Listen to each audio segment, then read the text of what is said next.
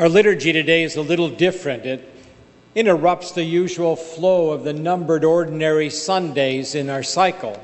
So the church takes this day, it's a feast, the feast of the birth of John the Baptist, and inserts it into our liturgy. It seems out of place. It seems unusual for two reasons. First of all, we don't often celebrate the birth of John the Baptist. It's a named feast day, but it follows a date rather than a cycle of Sundays. It's always June 24th. So it's not a feast we ordinarily celebrate, so it seems unusual. And not only that, but it's the birth of John the Baptist. And John is the herald of Jesus. He's the one that we associate with Advent, time before Christmas. He's the one who tells us that Christ is coming. So it seems odd in the midst of summer that we celebrate a prophet we associate with Christmas. So what's the church telling us? Why would the church say, let's interrupt ordinary season and celebrate a feast, a birth of a Baptist prophet? He's telling us, I think, two things that we need to hear, two insights. The first insight is that you and I need to invite and be open to God breaking into our lives. Invite God into the midst of our ordinary life. The second lesson is that you and I should accept the unexpected in our lives. Expect God to interrupt our lives. Accept that unique time when God will move into our lives. So let's go to the first one, where you and I need to invite, welcome, encourage ourselves to be open to God coming into our lives. I think all of us have seen or have the experience of a young child's birthday, a child of 2 or 3 years old. The family is all gathered at the excitement for a child to celebrate a birthday.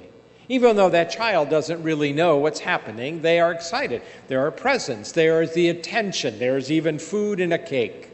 So as the child is there, surrounded by presents brightly wrapped, they begin to open them.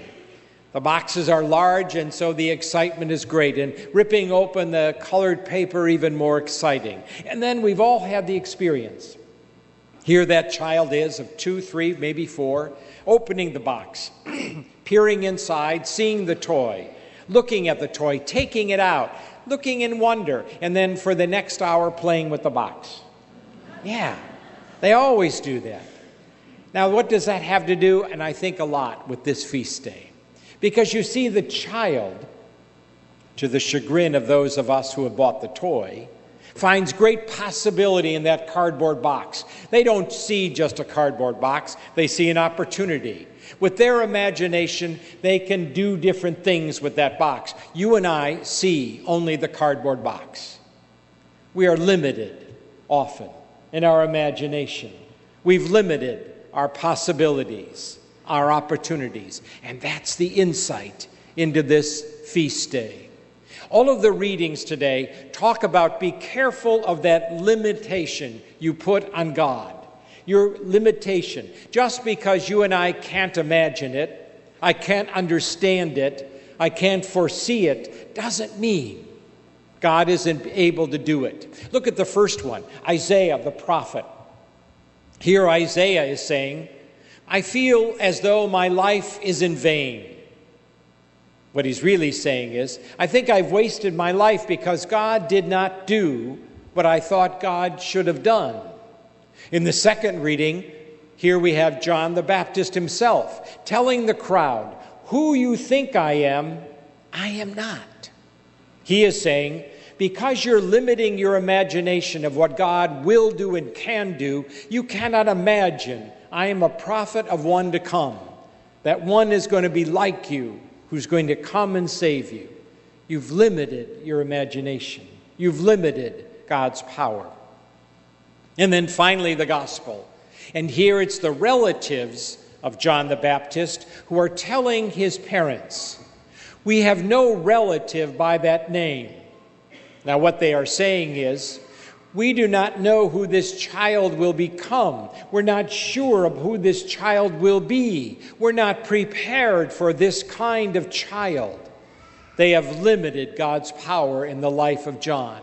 So you see, the same thing happens in our lives. Some of us have limited the power of God in our lives because we have, quite frankly, just limited what God can do. And every time we do that, we diminish God's power. And in many ways, we diminish what God could be doing to us. So maybe there's some here who are discouraged, disappointed in some part of your life, and you're ready to give up. It's too soon.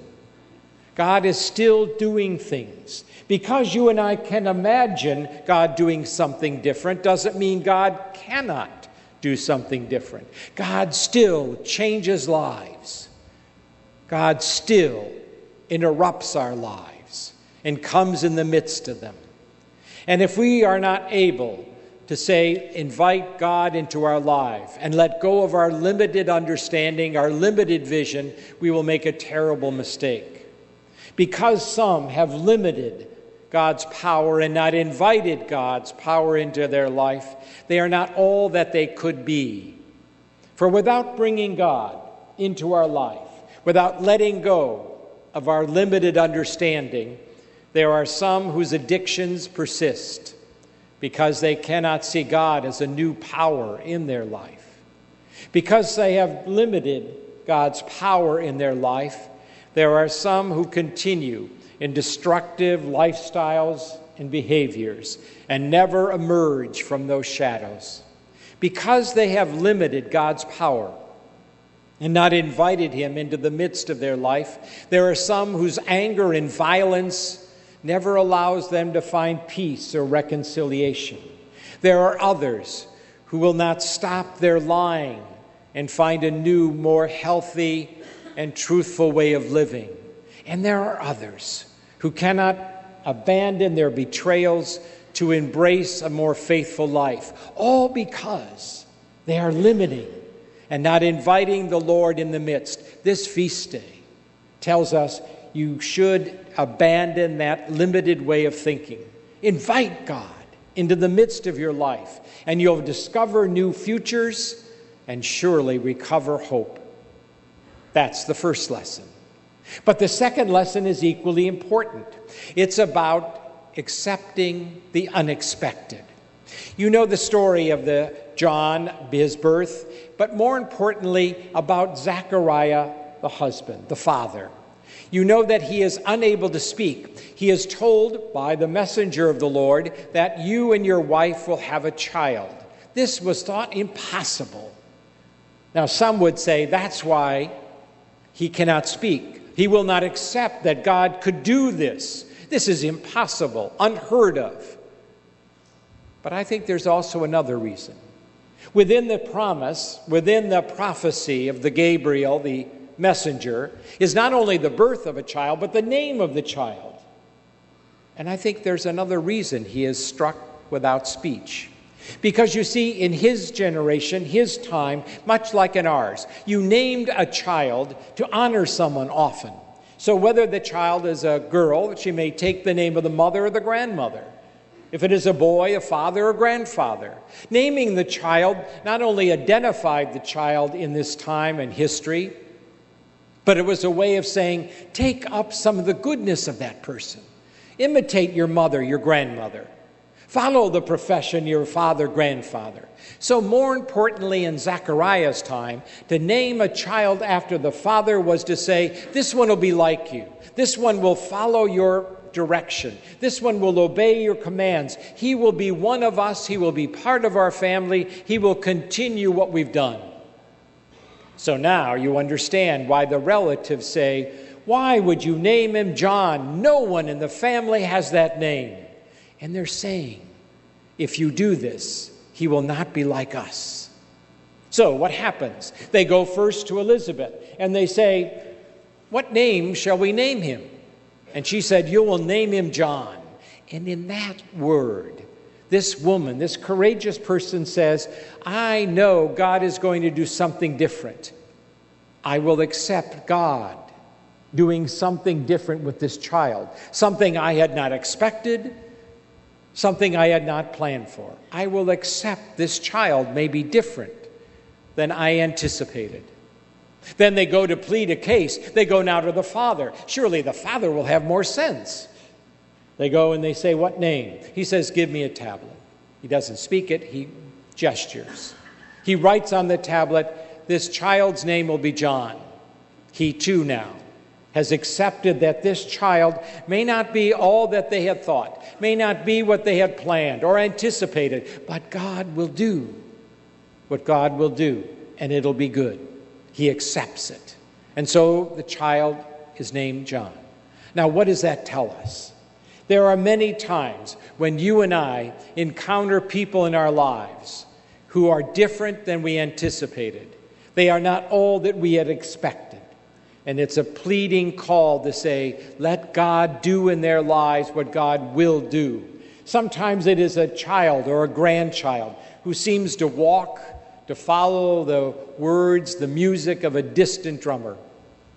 Sometimes it is a spouse whom we've loved, but suddenly they have taken on new attitudes, new interests that we had not anticipated. Sometimes it is a friend, a long-time friend, who suddenly is different than we imagine, almost, in the words of the gospel, deserves a different name, for they have become for us a different person. And the call is saying, can you let God do God's work? Elizabeth and Zechariah would take a while to come to that realization. Throughout the whole pregnancy, Zechariah cannot speak. We have to be patient. It may take us a while to come to the realization of the goodness of this person, seeing them as we had not expected or anticipated, but allowing God to work within them. So it's really a call to say, accept the unexpected. Now, I'm not suggesting we accept bad or destructive life patterns or sin or evil ways. Those we resist and indeed help the person to get away from them. I'm talking about the preferences. I would have rather the one do this. I would have hoped they would do this. I had anticipated. That's different, isn't it? So the call is to say, can you accept the unexpected and even in the ones you love? So I think those are good lessons for us, even on a feast we don't ordinarily celebrate. A reminder to say, do not be limited in your understanding, but invite God in the midst. You may recover a future and restore some hope. And it says, and look at some whom you've abandoned or turned away from, and accept the unexpected. For in their uniqueness you may discover God working in unusual ways. So it would be a question for all of us. Where do you need to invite God into your life? And where do you need to begin to accept the unexpected?